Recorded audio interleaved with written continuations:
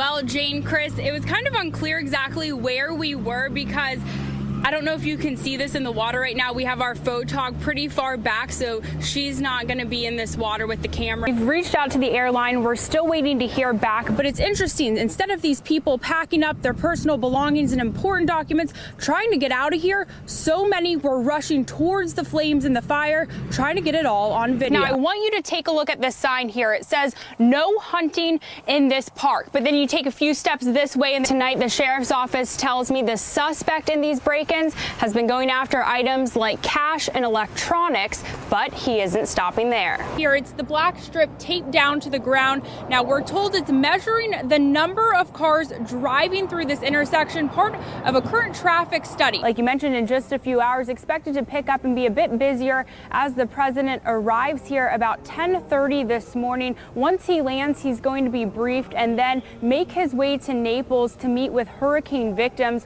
Over the weekend, he was monitoring the hurricane from Camp David, and just last night was tweeting he also plans to meet with the Coast Guard and FEMA volunteers as well as brave first responders. Of course, we're going to continue to stay on top of this and bring you more details as the morning goes on. But for now, reporting live in Fort Myers, Jillian Idle, Fox 4. In your corner. I'm going to give you a closer look now at some of this debris. You can just see tree limbs scattered throughout people's yards, as well as piles of plywood and side panelings from people's homes. Now, I spoke to some visitors who are here for a week-long vacation, and they say while they're from the Midwest and they're used to severe weather, last night was a new experience for them. We were sitting at the table playing a game, and all of a sudden we heard noise. Scott Darr says there was no warning or any time to prepare. Instead, he and his family listened as a loud whistling noise and strong winds moved over his brother's home. Just like they say, like a train. And I could see these flashes of purple and white light. And then the roar just was so loud, like people say the freight train sound. And it was like, that's not a normal wind. And it all happened so fast. Less than a minute, I swear. In that short amount of time, heavy rains and strong winds knocked down power lines, leaving hundreds in the dark. We got cut short 5 minutes on our movie with the power outage. Crews started repairing lines within an hour of the storm passing through, and by 5 in the morning, the majority of customers were back up and running. But it wasn't until daylight that residents started making their way outside and could really see the damage.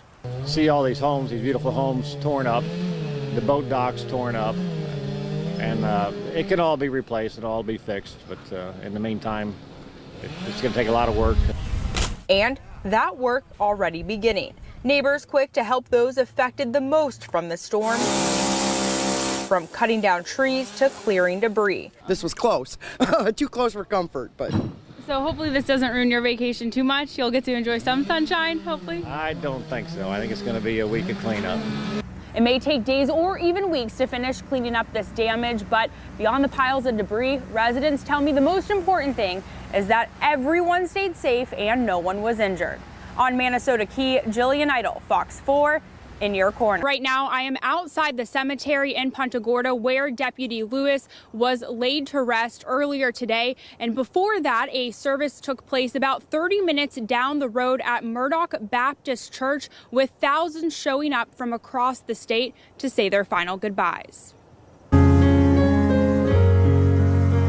Gets you right in your heart. Heartbroken friends and family and even strangers pay respect to a large man with an even bigger heart. 6'5", 300 pounds, but that was not, size wasn't what made him big in all of our hearts. Those closest to Deputy Norman Lewis say it was his infectious personality and gentle spirit that made him so special. A gentle giant.